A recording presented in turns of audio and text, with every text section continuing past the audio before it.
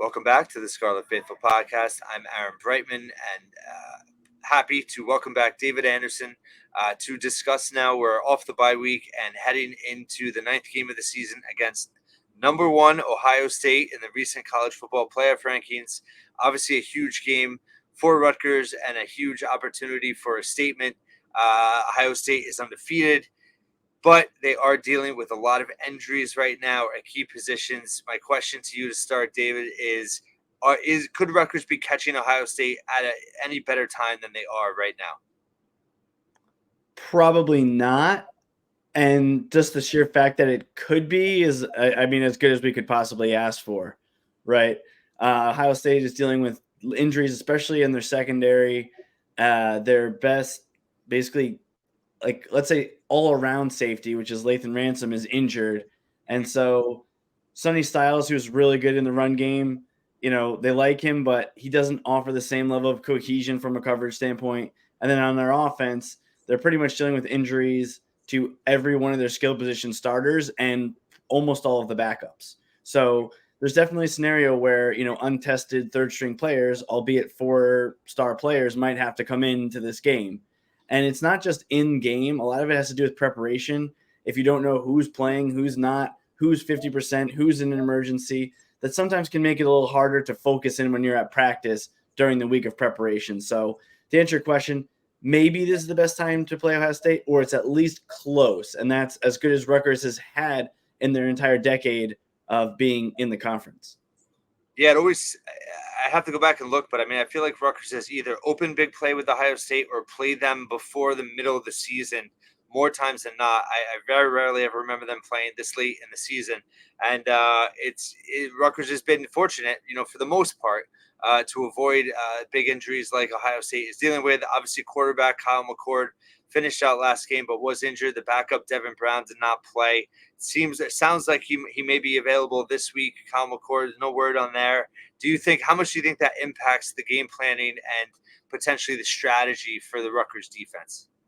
It's a good question, and I listened to like 3 different Ohio State podcasts over the last couple of days, and probably 50 to 60% of their content was just about McCord and their backup Brown and just their quarterback situation.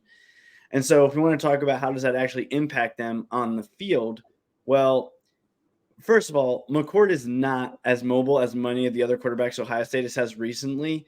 And so I think it has handcuffed Ryan Day somewhat because just like we saw, anytime Rutgers is playing an inferior or even equal talent team this year, when they've needed to, they just call a quarterback run and Gavin Wimsatt has been able to take the ball. They have not had that luxury for the first time in a while.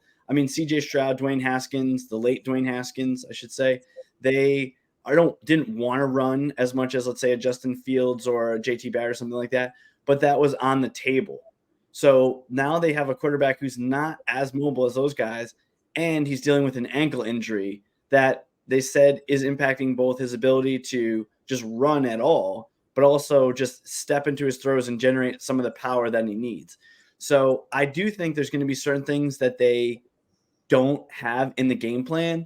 And so if you're Rutgers, this might be an opportunity to gamble defensively and just not prepare for certain parts of the Ohio State playbook that you may have had to in the past.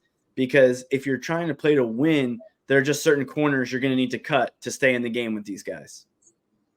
Yeah, absolutely. It's a great point. In terms of just other keys to victory offensively, what do you expect in terms of Rutgers' game plan here? I'm a big believer in that they need to take chances in the pass game in this game to win. How do you think Chirac is going to play it in terms of his strategy? Obviously, we know Rutgers wants to run the ball.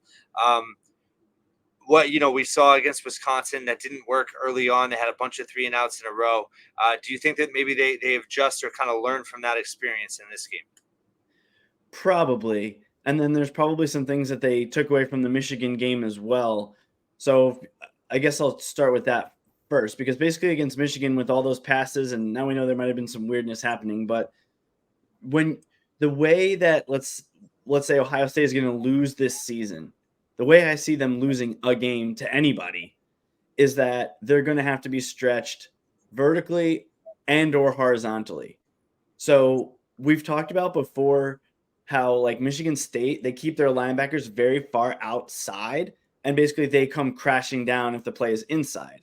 Ohio State trusts the speed of their linebackers, so they have a tendency to play in closer to the line, and then they trust their players to cut off those perimeter runs.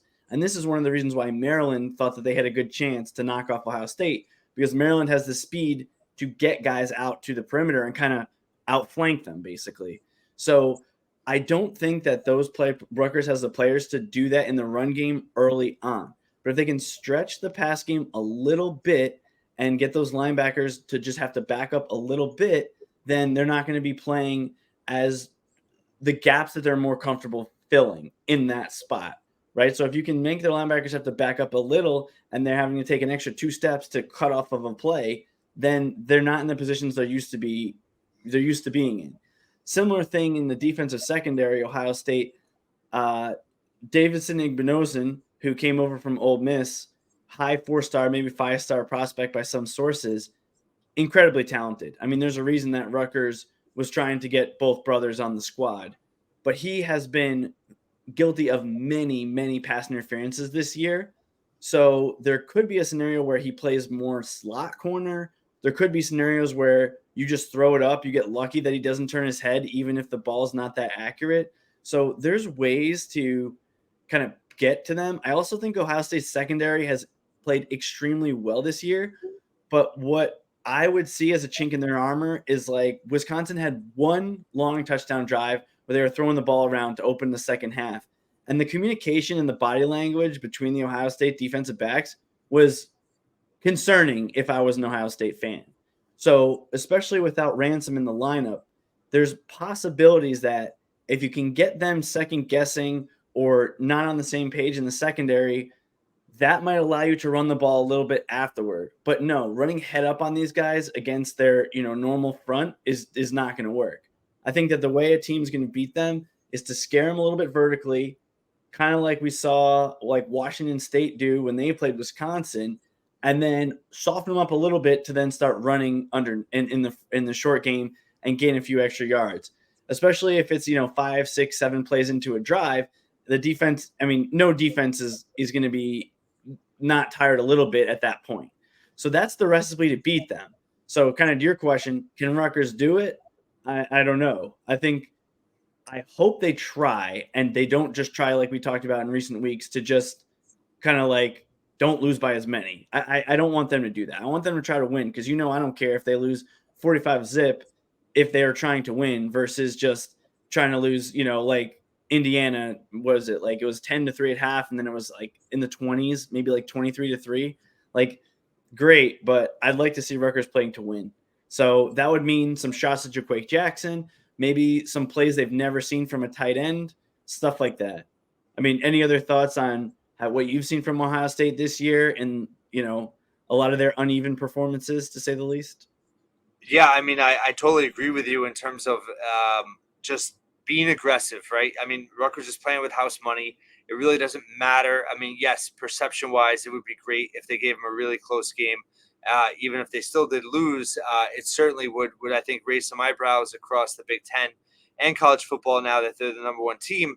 But at the same time, I'd rather them lose, I think, 31-13, knowing that they had, 4 deep pass plays and they didn't work versus, Right. losing 10-7 because they threw the ball 5 times. So I don't know. That's the way I look at it. But yeah, I mean, Ohio State, I've always been afraid of Trayon Henderson. I think he's really good. He obviously was back last week. It was awesome last week. And they lost Maya Williams, their backup. So I feel like he's Yeah. going to be a big factor in this game. And I think it's just going to be interesting to see the Rutgers defense. Can they stand up? I mean, this Ohio State offense is not great, but they're still good. And, in the trenches, will the defensive line hold up? Can they kind of, keep their ground game at bay? And can they get Ohio State to the point where they're forcing Ohio State to have to make plays in the pass game? I think that will be really interesting just in terms of their development. I think the defense, they're right there, but this is an opportunity for them to really prove that they're a top 4, top 5 defense in the Big Ten. For sure. Yeah, I mean, talking about Trayon Henderson, he had missed a few games and he came back last week and he played great. I mean, he's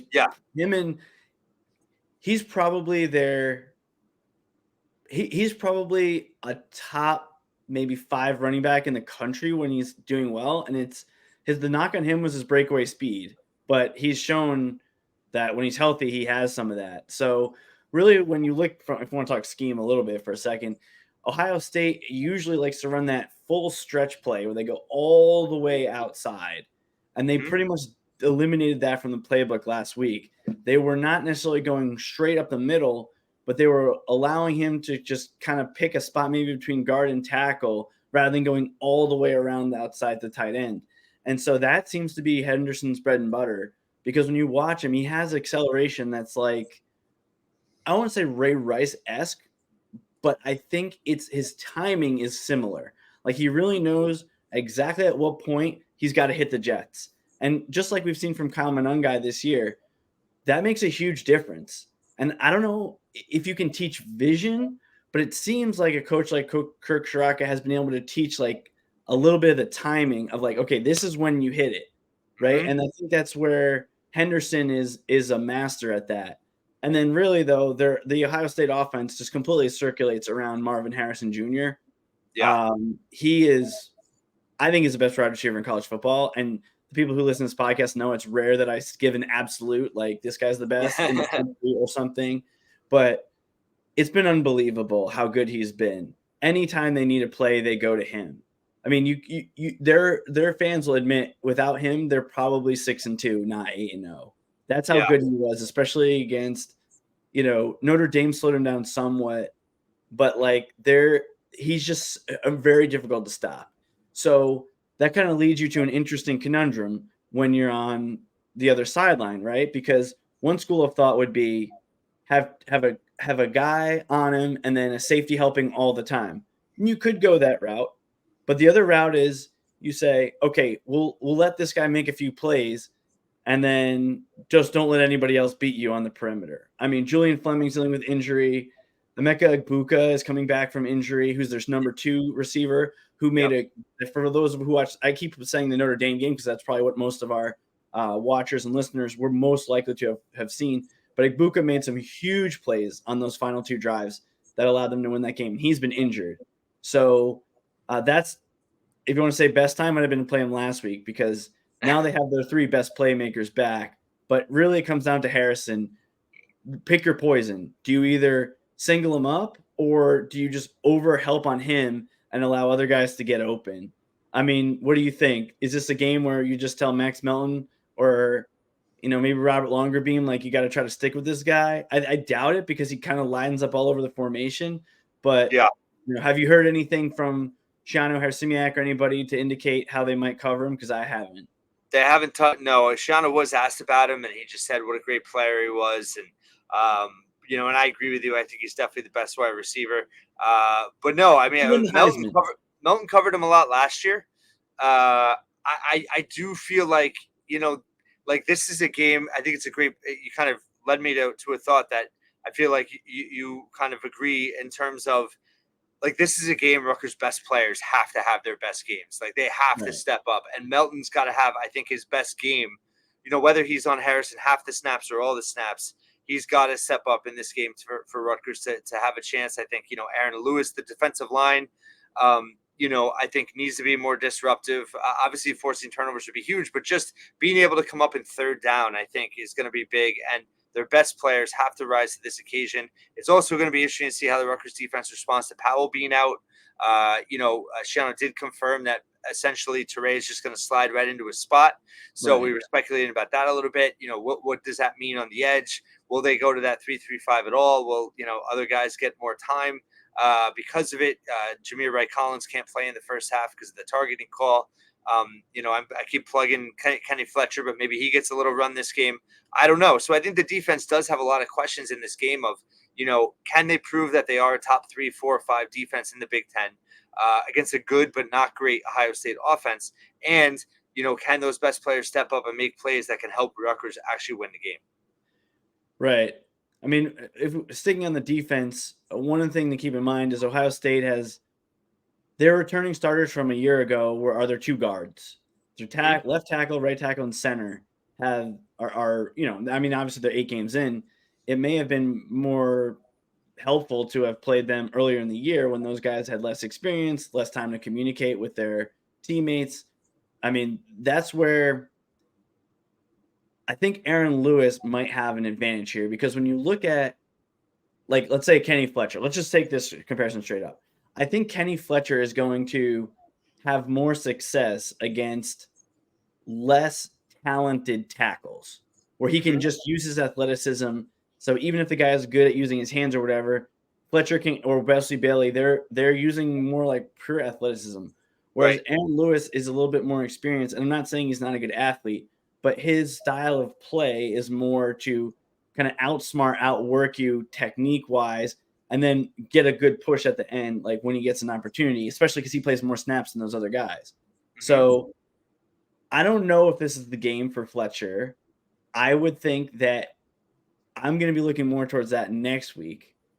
But with an inexperienced set of tackles at Ohio State, I mean, the other thing to keep in mind for a lot of times with these big time programs, they do what we saw with Rutgers with Anthony Davis, where he's ultimately a tackle, but he plays a guard the year before. So one of the things Yeah. that's interesting about this situation is these tackles weren't playing inside before, right? So that's where I mean, I guess Josh Fryer played a little bit, but at guard last year. But I think technique is going to be more critical because if you just try to outrun these 5-star and high 4-star athletes on Ohio State, it's offensive line. I don't know if you're going to be able to out physical them or outrun them. A lot of it's going to be more like proper hand placement type of things. Mhm. So that said, if you can rotate and you get enough snaps, then changing it up on these guys definitely could work too, right? Because if Kenny Fletcher is only getting a few snaps and he can go 100% on those snaps, then a guy like him might have some success. So I'm not optimistic that this is the game, but it's entirely possible that it will be. And again, if we talk about, okay, what's the recipe to beat Ohio State? It's getting them in an obvious passing situation, make sure that Marvin Harrison isn't open as their first read, and then get a little bit of pressure, especially off the edge or straight up the gut. That's really, like I said, I don't know if Rutgers can do it, but when a team beats them, and I don't really think Ohio State's going to go undefeated, I think that will be one of the reasons why. Yeah, that's a great point, and I do wonder, just mentality wise, Rutgers is going to be a little more fresh. Presumably, like the weight is off a little bit, right? They're playing with house money.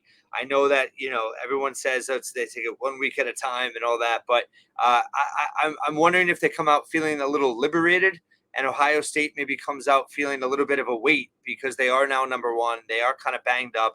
I think the longer obviously Rutgers stays in the game, the more that Ohio State's not necessarily going to want to be in that type of game, and I think Right. that's going to be fascinating to watch for. If Rutgers could just stay in it into the third quarter, it's almost like the Michigan State game. They like strange things could start to happen. Obviously, it's a noon game. I kind of wish it was a night game because I think even weirder things Right. could Right. happen.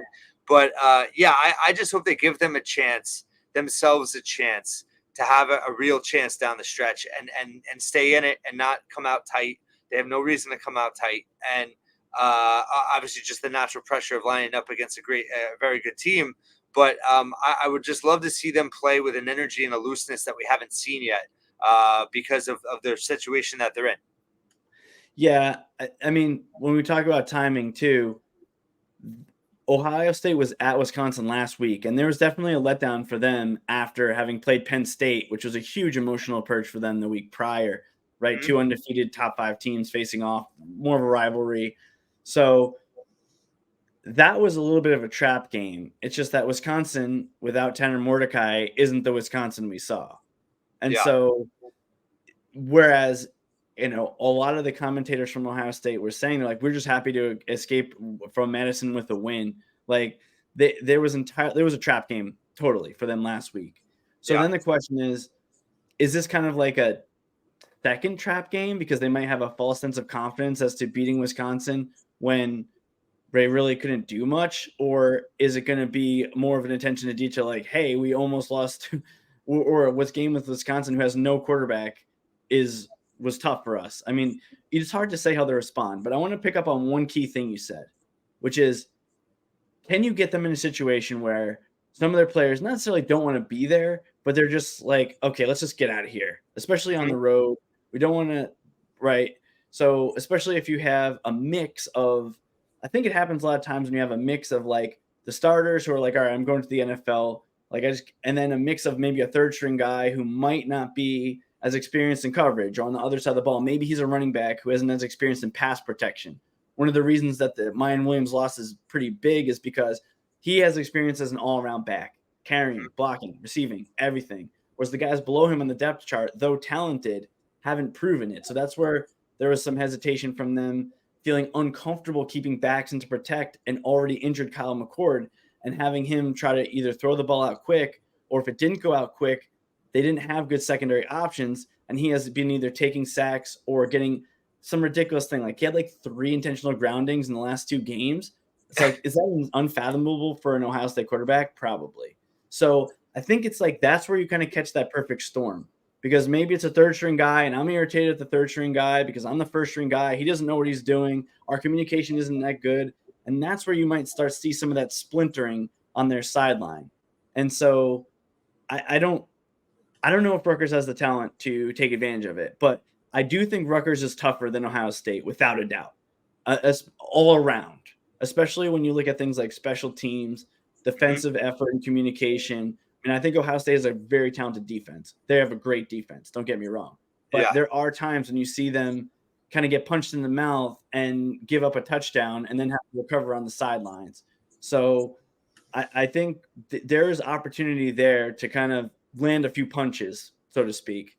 And I think Ohio State's diehard fans who we encounter, and I might have mentioned this earlier in the year, I think their diehard fans are always the ones who say, this isn't our year, this isn't our year. It's more of their, like, let's say, less knowledgeable fans who are the ones who are like, oh, yeah, we're going to crush everybody we play, right? It's more like they're knowledgeable fans that I encounter on other sites that I contribute on.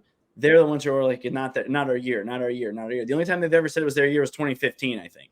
So take that for what it's worth. Even the year they won the national title, they were saying it's not our year. So I do think that there's an understanding that some of the toughness that Michigan had last 2 years is what led the Wolverines to victory, and one of the reasons Ohio State lost.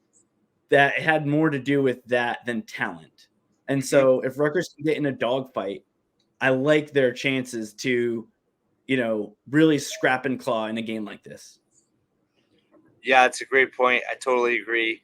And it's hopefully, they get a big crowd for this game. It is a noon game, but it was a great environment, would certainly help this team. And, I kind of like getting the hardest game left out of the way now. And then you have, 3, I think, potential winnable games at varying degrees down the stretch. But I think also the key is, obviously staying healthy. In years past against Ohio State, Rutgers tends to get beat up because they're so physically overmatched. I don't think that's the case anymore. I think it's going to be also interesting to see how they look physically on the field against Ohio State. We felt like with Wisconsin and Michigan, Rutgers looked like they belonged. So that could be another measure of progress as well. Any closing thoughts on this matchup? I think, if you look at like ESPN FPI or some of those predictive measures, they're giving Rutgers anywhere between like a 6 and 10% chance of winning. I'd say that's pretty accurate because I think Rutgers has to play not perfectly, but they have to play one of the best games they could play. Ohio State is going to have to play one of their worser games, or maybe someone gets hurt or something, compounded with the ball bouncing Rutgers' way a little bit. Because unless you get a little bit of maybe turnover luck or just, a lucky bounce here or there, like we saw for Michigan State when Rutgers could have had a pick 6 and it hit a guy in the hands and actually went to the Michigan State receiver for like a 20-yard gain, right? Like that ended up being a 10-point swing, I think, because I think they may have gotten a field goal or scored out of that, right? Like those type of 10-point swings or 14-point swings that you have, like even if you play your best and they play their worst, I still think you're going to need a little bit of luck. That's how talented this team is. Oh, in Ohio State. They are unbelievably talented at the skill positions. Those guys are a little bit banged up. Maybe some of them are still hurt. Maybe they get dinged up during the game. I don't know. On the flip side, their backups have all played. So you can't just say like there's an advantage there. So I just feel like I don't want Rutgers to, quote, muddy it up. I don't want them to just try to get into a slugfest. But if you can throw a few punches early and the game becomes a slugfest, I do think there's opportunities for someone like Kyle Monangai to wear them down, like we saw against Michigan State, where at the end they're like, I can't believe this guy is not getting tackled. Like, Yeah. what are we going to do to tackle this guy? And hopefully you can get some of that mindset creeping into their heads. And then, I mean, I don't know what to think about moral victory wise, because normally a moral victory would be just keep it close with Ohio State. I feel like this team is hungry for more than that.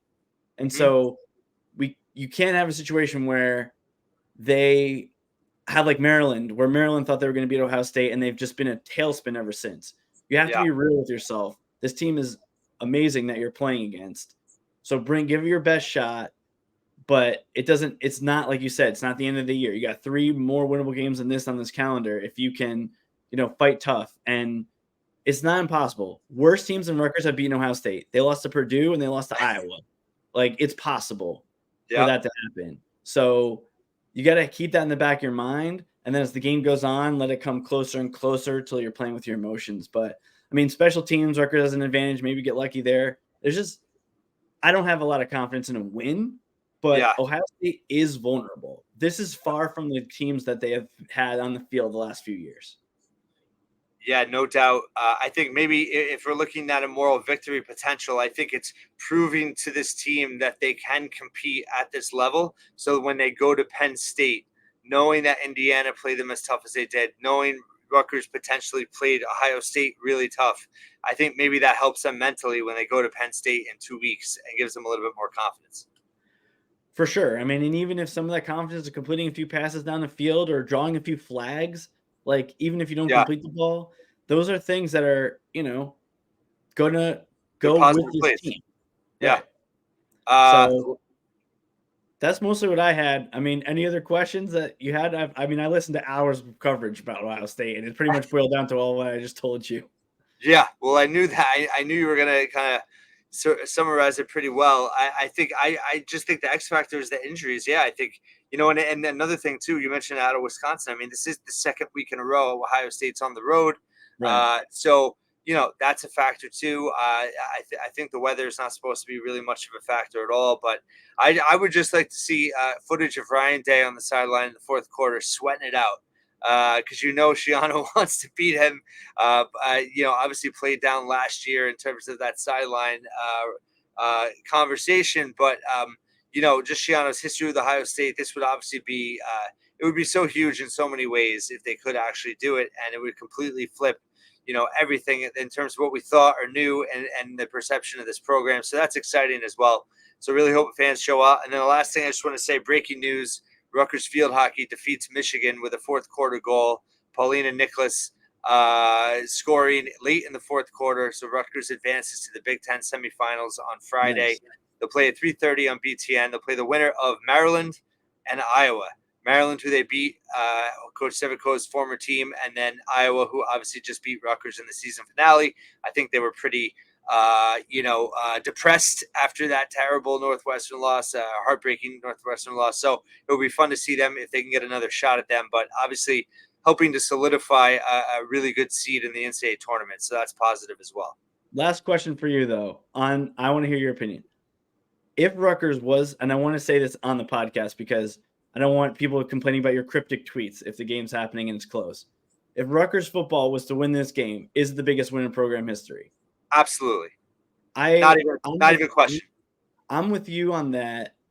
I understand the argument for Louisville because both teams are undefeated. It put them in a national title conversation.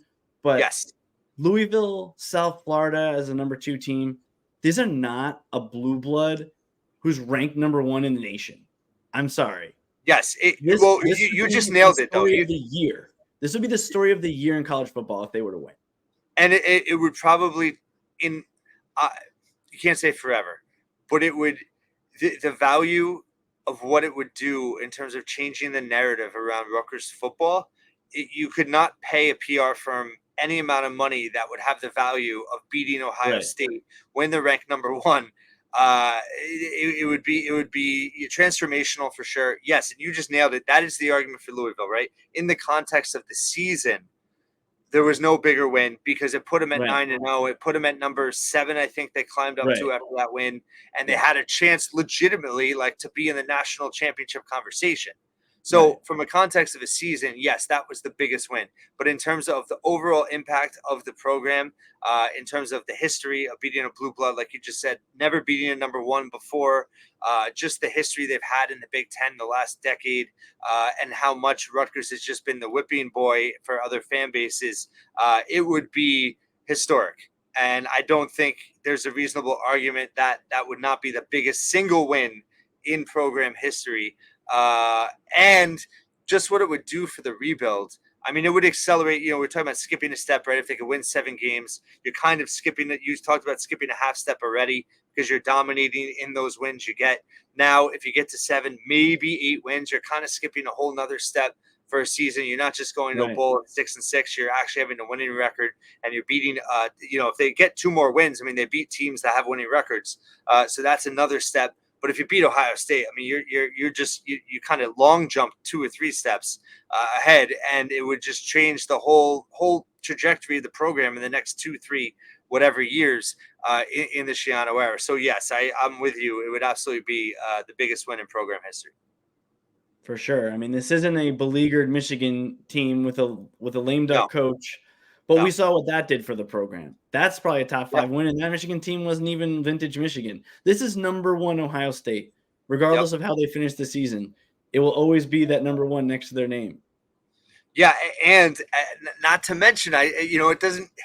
I guess it doesn't matter in the context of the program history, but I do think that it would be extra juicy in the fact of Schiano working for Ohio State. Him essentially losing the head coaching job to Ryan Day. You have to imagine what it would do in that respect. I think it would be kind of. I'm not saying he needs vindication, but it would certainly, I think, raise eyebrows right in the coaching circles in terms of Schiano kind of getting a little bit of, maybe payback's the wrong word, but justification that, hey, I went to Rutgers and I beat you as the head coach of Ohio State. Right. The vindication level there would be unfathomable. Personal. It's personal, but it would certainly be fun. And then, so there's a lot of storylines in this game. And yes, it would be unbelievable. We would probably have to do a Saturday night podcast, even if you have to hold your baby. We'd have to have, definitely a follow up. So, well, I'll be watching this with my neighbor who is an Ohio State fan. Oh, wow. Okay. That will make it even crazier. All right, man. Well, we'll see what happens. And thanks so much for always. And thanks to everyone for listening and watching once again. Thanks.